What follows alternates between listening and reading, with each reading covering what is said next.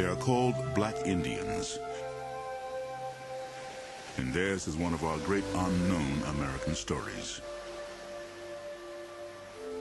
To most Americans, they are a people without a valued or clear history.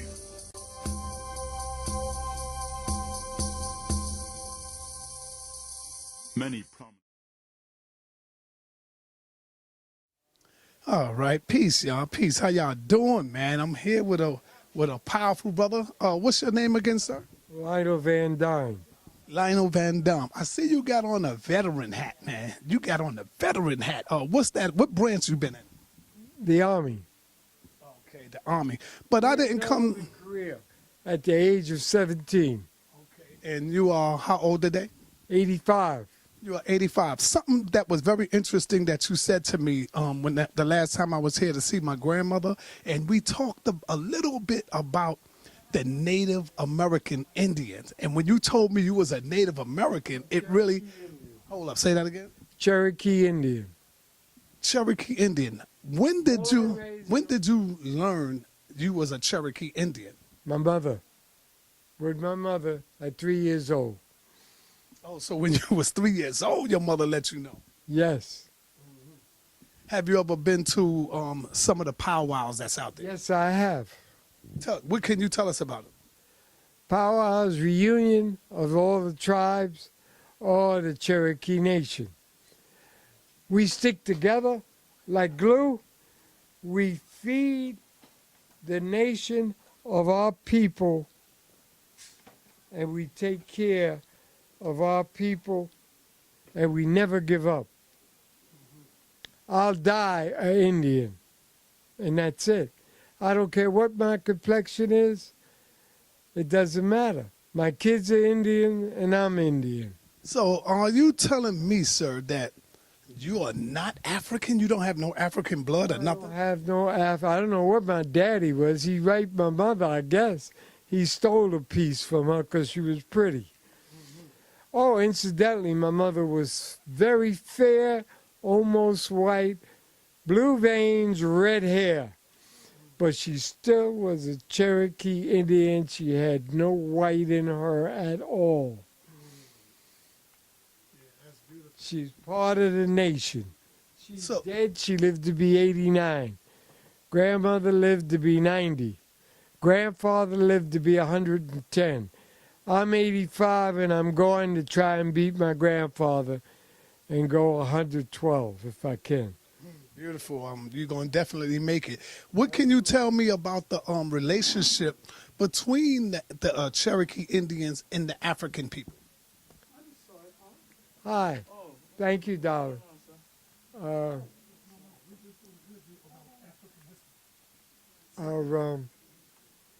Between the African, we have no qualms. I'll tell you this, and I'd like you young people to understand it. The Africans will always be the Africans. They've got their own country. They was born in Africa. Africa is their country. You're a Negro, what the white man gave you that name, and that's what you are. The Africans have nothing to do with the Negroes in the United States. They walk away in a minute and say, I'm a doctor, I'm a lawyer, I'm whatever, and I'm African, and I'm black, and I've got my own country. So that's it. I do not deny my relationship. I'll be an Indian until I die. So when you write in on your resume, or when they say, what is your nationality, what do you say? Cherokee Indian. I've lost some good jobs. I went to, I'll tell you a secret. I went to apply for a porter job that's sweeping the streets of Rockefeller Center, which everybody knows Rockefeller Center has got all kind of little things on the sidewalk. I was going there to sweep the street to get a job. My name is Van Dyne. The reason why my name is Van Dyne, because my grandfather worked for the Dutch.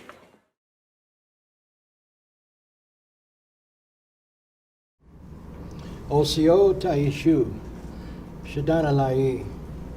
I'm Jay Winter Nightwolf, the originator and host of the American Indians Truths. I'm here today with an old friend and brother, Minister Louis Farrakhan from the Nation of Islam. Because of all the thousands of people that I've met over my years, conversations with people that look like African-American people. And when you really get down to the nit and the grit of it and ask them, what's your ancestry? Oh, my grandma was a Cherokee, or my great-great-grandfather was, I think he was a Seminole. And because of the stolen heritage of American Indians with black blood and black people with Indian blood, I felt that it was time to bring about a new organization that we call NCBA, the National Congress of Black American People, Indians. And when I made the announcement, in 6 months, there were carloads of people from California, Oklahoma, Nebraska, people that came out of the Wampanoag people in Massachusetts, people from busloads of people from Atlanta. They all converged upon Washington, D.C. at this little church that only seat maybe 2,000 people. The aisles were packed. They were outside all around the block. And I asked them, why did you come? Because I had to see my family.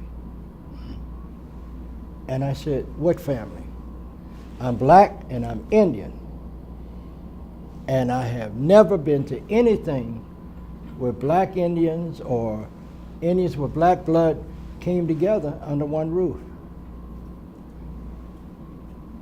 This was the first time in the history of this republic that black folks with Indian blood and Indian folks with black blood were able to come together as a people and not feel ridiculed, marginalized, or subjugated because they stood up and told the world who they are.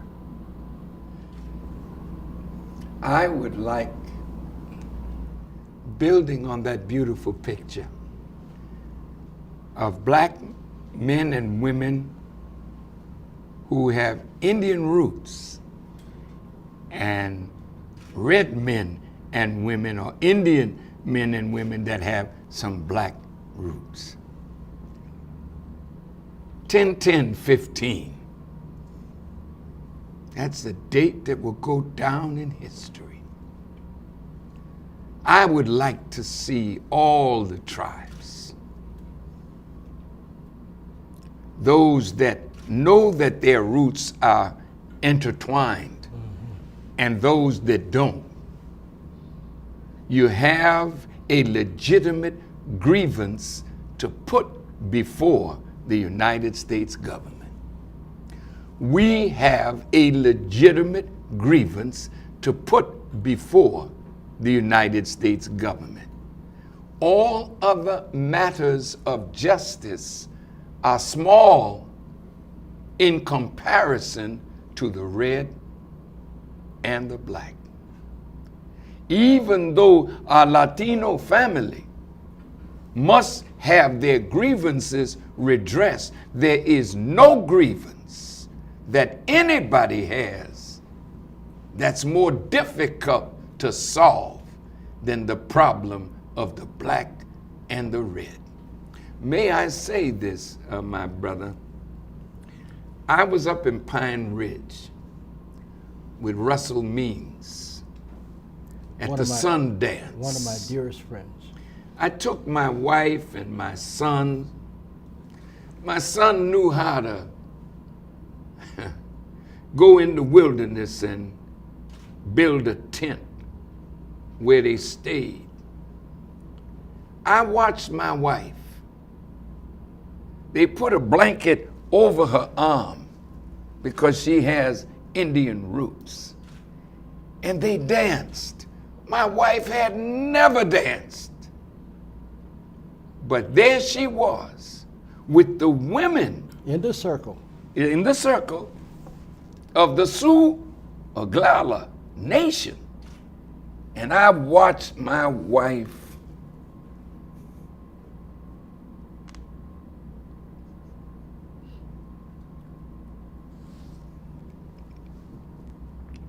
reach down in her roots, and you could not tell that she was not one of the Oglala Sioux women as she danced with them. The enemy has kept us apart, and we must break down these barriers, because the same spirit that I saw when Juanetta Lone Wolf invited me to the Sundance in the Four Corners, where the Navajo and the Hopi are, and the government was coming to take their land, and the Muslims went with me, my wife, my children. We went there to stand with the Navajo and the Hopi, not knowing whether we will have to fight to maintain that land. God blessed us. We didn't have to fight, but we went there to be with our brothers and sisters in a time of trouble. I'm saying that to say this.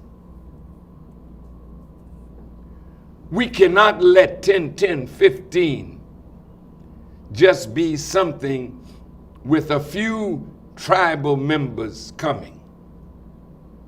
The Indian nation has to show up with us and them and our brown brothers, because all of us are the indigenous people of this planet. The Honorable Elijah Muhammad taught us, Brother Nightwolf, I like that name, because the wolf does some work in the night.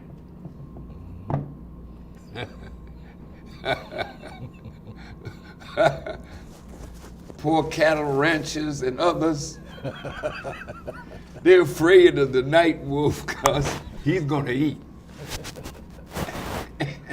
And we gotta eat. And we gotta provide food for our family, a future for them. And we can't be afraid to step up to what is demanded of us by God, to defend the life that He gave us and to pass on to our children a better life, even on our death. You know what, brother? If you were to walk into any mosque in America and you just laid your hands on the first person or the third person or the fifth person that you see, you realize that you're laying your hands on a Native American? I believe There were only 8% of the slaves that came to America. So how is it that there are so many more people that they claim are black or African American? I think they got the numbers wrong, because a lot of Native Americans are the ones that they're counting as black folks too. well, we're really one. Yeah. We're not going to let them count this is Native American, this is black. Hell no. We are the original people of the earth, and to pass on to our children a better life, even on our death. You know what, brother? If you were to walk into any mosque in America, and you just laid your hands on the first person or the third person or the fifth person that you see, you realize that you're laying your hands on a Native American? I believe. There were only 8% of the slaves that came to America. So how is it that there are so many more people that they claim are black or African American? I think they got the numbers wrong, because a lot of Native Americans are the ones that they're counting as black folks too. Well, we're really one. Yeah. We're not going to let them count this is Native American, this is black. Yeah. Hell no. We are the original people of the earth. I remember a few years ago,